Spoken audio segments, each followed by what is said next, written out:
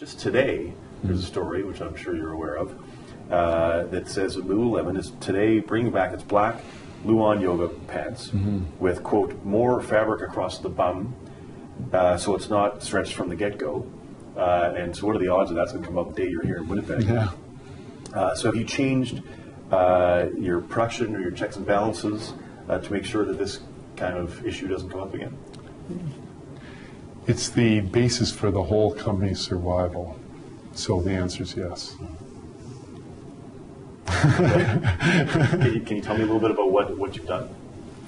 Well, I mean, because these pants represented, I think it was 17% of your total sales, right? So yeah. That's a big sure, part. Sure it is.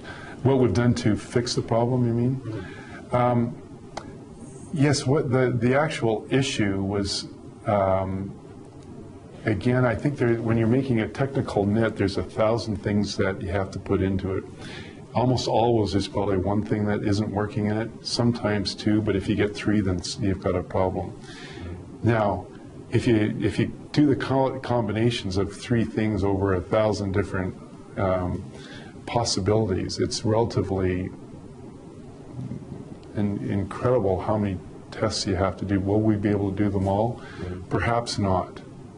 I think what will happen is that I would imagine with the technical stretch fabric that every 3 years there will be something that will happen that we will not be able to test for. And I don't know what that is. And I think that what we will promise is not to sell them to the customer.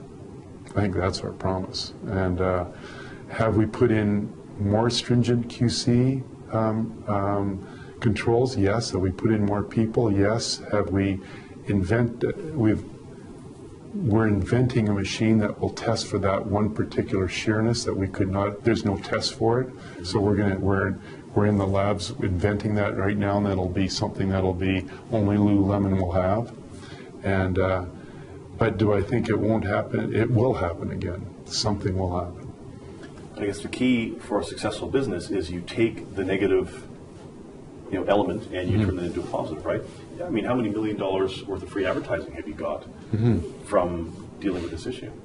That's true. The other part of that, though, is if it happened to us again in the next 2 years, it would be near disastrous for us.